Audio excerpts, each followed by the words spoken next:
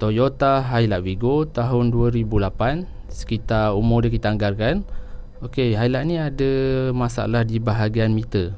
Meter dia tak hidup, tapi T-back signal T-back tu berkelip-berkelip. Agaknya apa kesan kalau meter tak hidup?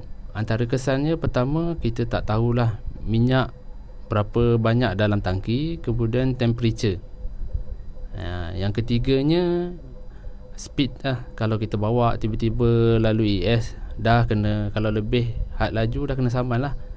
Jadi kepada siapa-siapa yang ada masalah seperti ini, meter Hilux Vigo tahun 2008 yang tak hidup, yang tak pernah dibaiki dan tak pernah kena banjir, boleh PM kita.